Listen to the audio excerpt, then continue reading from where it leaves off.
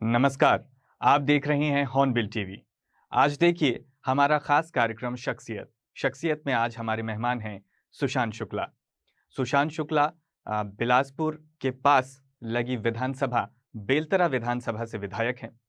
सुशांत शुक्ला छत्तीसगढ़ में भाजपा के सबसे युवा विधायकों में से एक हैं। सुशांत शुक्ला ने छात्र राजनीति से अपने राजनीतिक जीवन की शुरुआत की और आज वो इस मुकाम तक पहुंच पाए हैं।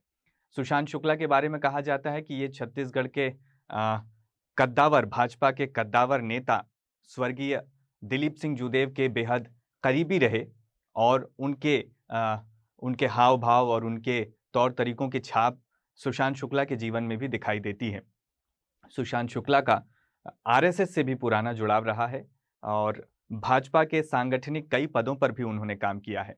सबसे अधिक बेलतरा क्षेत्र में सबसे अधिक मतों के अंतर से जीतने वाले सुशांत शुक्ला भाजपा विधायक बने हैं, जो अपने आप में एक रिकॉर्ड है। अपने बिजी शेड्यूल में से सुशांत शुक्ला ने हमारे लिए समय निकाला और बिलासपुर हॉर्नबिल टीवी के बिलासपुर कार्यालय में मौजूद है और छत्तीसगढ़ के हमारे स्टेट हेड अमित संतवानी से कई विषयों पर बातचीत की।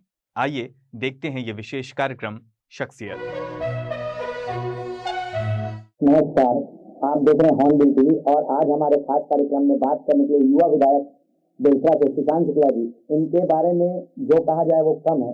ये छात्र राजनीति से राजनीति शुरू की है। दिलीप सिंह जूदेव जी के खास रहे हुए हैं और मतलब किसी भी युवा वर्ग में नाम इनका चर्चित है और फेमस है। इनको पहचान की जरूरत नहीं है। नमस्कार सर, हॉर्नबिल टीवी के कार्यक्रम में आपका स्वागत है। बहुत बहुत धन्यवाद आपका। मैं ये जानना चाहूंगा कि बेलतरा में शुरू से भाजपा का विधायक ही रहा है और आप जब चुनाव लड़े तो इस बार जो आप चुनाव जीते सबसे ज्यादा वोटों से चुनाव जीते हैं, तो इसके लिए क्या कुछ खास मेहनत आपके द्वारा की गई थी? लगातार क्षेत्र में बने रहना और कार्यकर्ताओं का प्यार, ये दोनों का संदेश जब जनता के बीच में जाता है तो जो जनता की प्रतिक्रिया आनी चाहिए वो मेरे चुनाव में आई और सर्वाधिक मतों से अभी तक के बेलतरा विधानसभा या तत्कालीन सिपत विधानसभा का सर्वाधिक वोटों के अंतर से जीत जो हुई है वो जनता के पास पहुंचे संदेश का। अब उस संदेश को संकेत के रूप में माना जाए या संदेश के रूप में माना जाए, ये जनता को समझना है।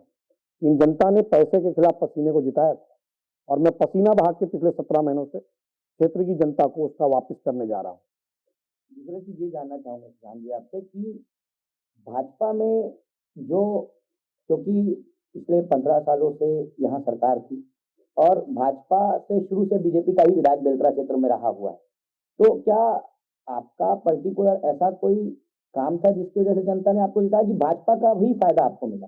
भारतीय जनता पार्टी का कार्यकर्ता होना ही अपने आप में गौरव का विषय है और भारतीय जनता पार्टी का जो सिंबल है कमल, वो माता लक्ष्मी का आसन होता है और माता लक्ष्मी का आसन का मतलब विकास। और भारतीय जनता पार्टी सबका साथ सबका विकास, सबके प्रयास और सबके विश्वास के साथ विकास मूल मंत्र आधार लोकतंत्र के तहत हम जनता के पास सर्वस्पर्शी तौर पर पहुंचते हैं।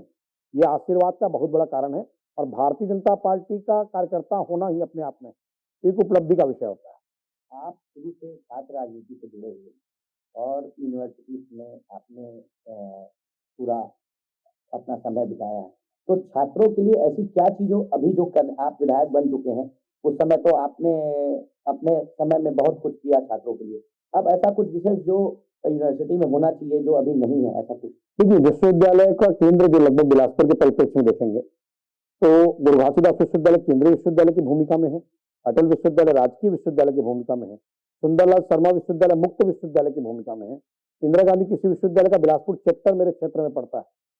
तो ऐसे समय पर उन विश्वविद्यालयों पर डिग्री बेचने की मशीन ना बने, वो शैक्षणिक गुणवत्ता के साथ प्रवेश परीक्षा और परिणाम तीनों पर बदलाव हो, इसके लिए एक प्रयास प्रारंभ है।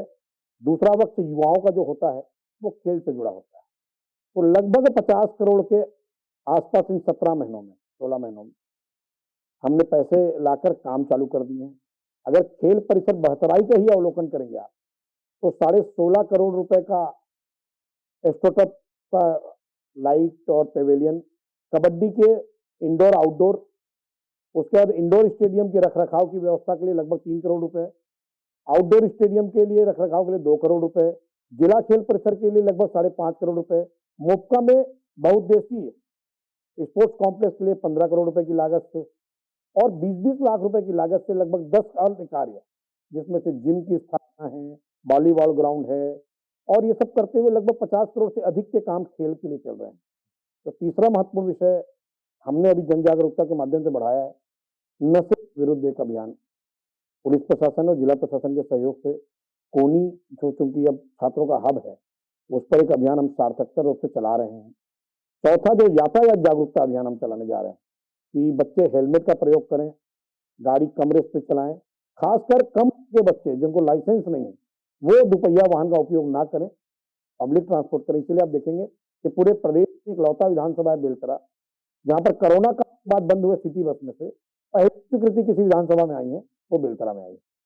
इसकी और जानना चाहूँगा, जैसे आपके क्षेत्र में अभी जैसे पता चला कि 300 प्लस की आपने सौगात लाई है, तो ये काम धरातल पर तक आएगा और क्या स्थिति है इस काम की? ये धरातल पर बात नहीं, धरातल पर आने चालू हो गए। अब अभी आप देख रहे होंगे लगातार भूमि पूजन की श्रृंखला चालू हो गई। छत्तीसगढ़ के परिप्रेक्ष्य को समझने की आवश्यकता है कि छत्तीसगढ़ चुनाव होते हैं नवंबर में, दिसंबर में होते हैं, मार्च में बजट, फरवरी और मार्च के मुहाने पर बजट आता है, बजट जिसकी भी सरकार आती है। और उसके बाद लोकसभा के चुनाव होते हैं, फिर रेनी सीजन होते हैं, फिर नगरीय निकाय की आचार संहिता लग जाती है, फिर पंचायत।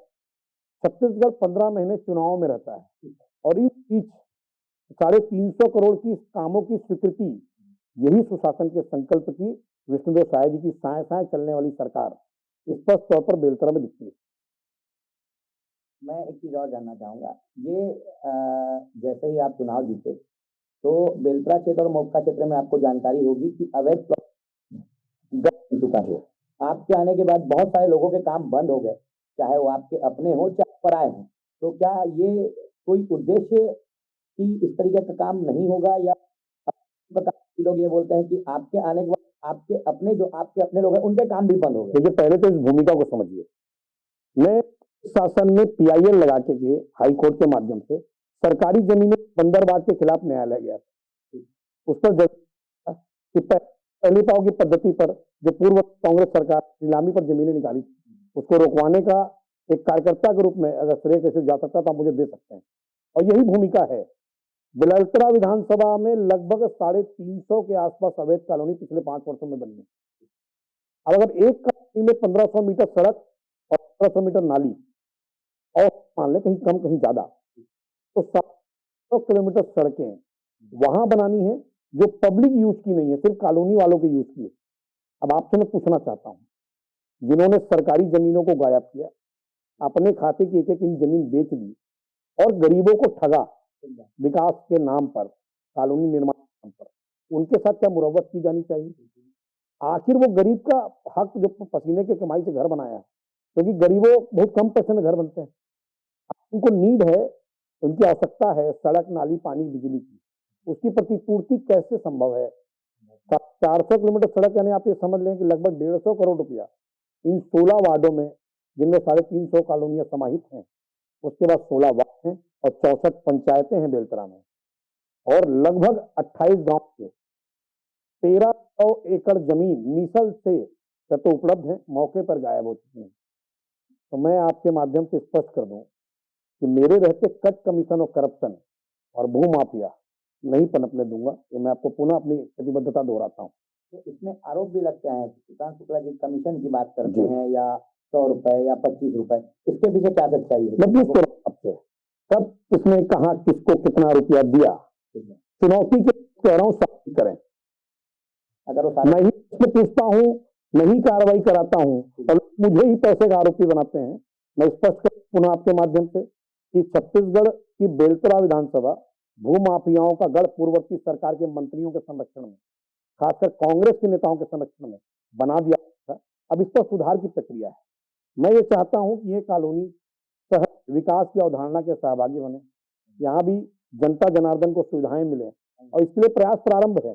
आप देख रहे होंगे कि सर्वाधिक विकास कार्य बेलतरा के मुख्य सड़कों के सुधारीकरण के साथ चल रहे हैं। अब मंशा ये है कि मुख्य सड़कें सुधरेंगी, नाले सुधरेंगे तो अंदर गलियों की निकासी बनेगी, और बगैर निकासी के सड़क बनाना ये कहीं पर भी इंजीनियरिंग नॉर्म्स के आधार पर ठीक नहीं। एक आरोप आपका ये भी लग रहा था कि आपके द्वारा किसी सरकारी जमीन को अपने नाम से चढ़ा लिया गया है, इसमें क्या सच्चाई है? क्योंकि लोगों तक बात पहुंचती नहीं है और लोग अपने मन में अपनी धारणाओं को बना लेते मैं पूछ रहा हूँ कौन सी जमीन चढ़ाई है? ये मोक्ता की कोई जमीन है, कौन बताइए ना, कौन सी जमीन? सरकंडा की कोई जमीन है? कौन सी जमीन बताइए ना। मैं सरकंडा के मालगुजार परिवार का सदस्य हूँ और मेरे परिवार ने सामाजिक उपयोग के लिए जमीनें दान पर दी हैं और ये आज भी रिकॉर्डेड है। उसको कोई एक तथाकथित लोग जो कांग्रेस से जुड़े हुए हैं वो सामाजिक उपयोग की जमीन को काबिज हो जाते हैं, कब्जा करते हैं, सरकार में फर्जी सीमांकन बनाते हैं। तो एक जनप्रतिनिधि होने के नाते और क्षेत्र का निवासी होने के नाते जब जब कोई अनियमितता होगी उसके प्रति ध्यानाकर्षण कराना मेरी जिम्मेदारी है।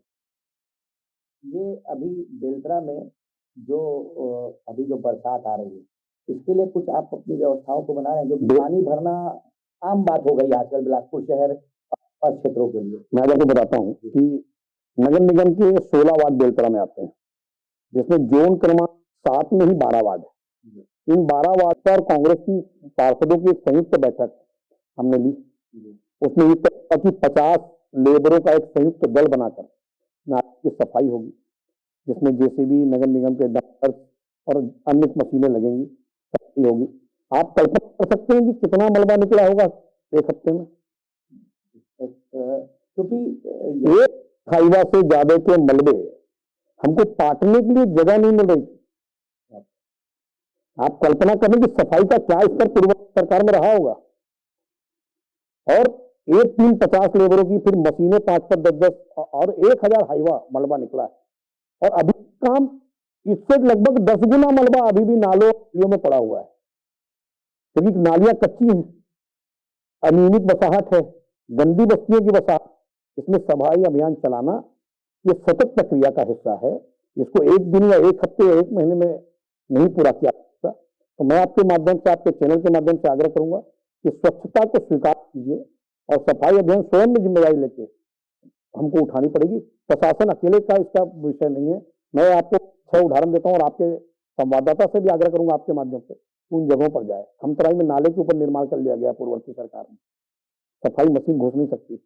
चिंगराज, लिंगियाडी, खमतराई, बहतराई, चाटीडी, यहाँ मशीनें नहीं घुस सकती है नालों की सफाई के लिए, और नालों की जमीनों पर निर्माण हो गए पूर्ववर्ती सरकार के संरक्षण में। मैं आपके माध्यम से इस बात को चुनौती के रूप में स्वीकार करता हूँ कि पार्षदों के समूह के साथ, चाहे किसी दल के हों, प्रशासन के सहयोग के साथ हम स्वच्छता अभियान को चला रहे हैं और मुझे ऐसा लगता है कि बहुत जल्दी उसमें सफलता भी मिलेगी, क्योंकि प्रयास करने से ही सफलता मिलती है। अभी देखा जा रहा है कि आप किसी भी वार्ड में कभी भी कहीं पे भी चले जाते हैं, अपनी मोटरसाइकिल से चले जाते हैं, आप किसी भी अपने पीएसओ वगैरह का वेट नहीं करते हैं, अपने लोगों का वेट नहीं करते हैं। तो ये आप पहली बार विधायक बने इसलिए कि आगे जितने साल भी आप सरकार में रहेंगे या विधायक रहेंगे, ये कंटिन्यू? तो समय आपको बताएगा। मैं जैसा हूँ वैसा ही दिखना पसंद करता हूँ और वैसा बोलना ही पसंद करता हूँ। चरित्र समय के आधार पर बदलने वाले लोग। अब देखा गया है कि अधिकतर शुरुआत में जो विधायक बनते हैं, जैसे कांग्रेस की बात करें, जो पहली बार विधायक बने, उन्होंने मतलब जनता को दिखाने के लिए वीडियो, फोटो सेशन, बहुत सारी चीजें होती रही हैं। लेकिन समय के बाद जब एक से दूसरी बार जब आता है तो उसका माहौल और नेचर चेंज हो जाता है। जैसे मेरा अकाउंट अगर सोशल मीडिया का चेक करेंगे तो मैं कार्यक्रम की बस फोटो डालता हूँ, सामान्य क्रियाकलाप का नहीं। मैं आपको फॉलो करता हूँ। तो सामान्य क्रियाकलापों की फोटो जो है वो तो मैं आप जो बात करना चाह रहे हैं कि संदेश का विषय जो होता है कि दिखावे की राजनीति में जो व्यवहारिक व्यवस्था है, मैं उसको सरोकार नहीं रखता। जैसा हूं वैसा दिखना पसंद करता हूं और वैसा बना के, यही आदिशक्ति महामाया जी से मंगल कामना। बेलतरा के लिए और आगे अपनी क्या प्लानिंग? काम ऐसी है कि 18 वार्ड, 64 पंचायतें, विकास की अवधारणा से अछूता है बेलतरा, क्योंकि इसके पीछे जो सबसे बड़ी विसंगति थी कि 12 पंचायत, जो जैसे मंगला पंचायत होती थी, आपको याद होगा, 22,000 मतदाता थे वहां, तो जब वो टूटा तो 2.5 वार्ड बने। लिंगियाडी 20,000 मतदाता, बहतराई 16,000 मतदाता, खमतराई 13,000 मतदाता, आपके मोक्का लगभग 16,500 मतदाता। ऐसे मतदाताओं के पंचायतों को जो नगर पंचायत की भूमिका में होते, उनको विसंगतिपूर्ण तरीके से नगर निगम में जोड़ा गया और विकास की अवधारणा से पिछले 5 साल में दूर रखा गया। और वास्तविक अगर चर्चा करें तो बेलतरा विधानसभा में जो नए पंचायत जोड़े गए, ये बुनियाद बिगाड़ दी गई 5 सालों में, और बुनियाद को ठीक करने में थोड़ा समय लगता है और हम प्रयास करें कि बुनियाद ठीक हो जाए ताकि इमारत इतनी भव्य बने कि वर्षों तक जनहितैषी योजनाओं को लेकर चल सके।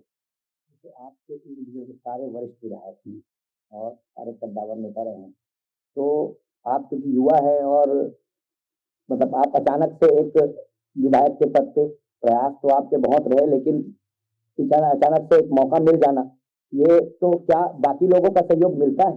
लेकिन मैं आपको बहुत साफ बात बताऊं कि भारतीय जनता पार्टी में दायित्व परिवर्तन होते रहते हैं। इससे पहले प्रदेश के सबसे वरिष्ठ नेता बदेदर दीवान जी की सीट होती थी, फिर जिले के सम्मानित अध्यक्ष रहे माननीय रजनीश सिंह जी की सीट हुई, फिर आज ये दायित्व मेरी ओर है। कल ये मेरे पास रहे या किसी और के पास जाए, भाजपा में संभव है।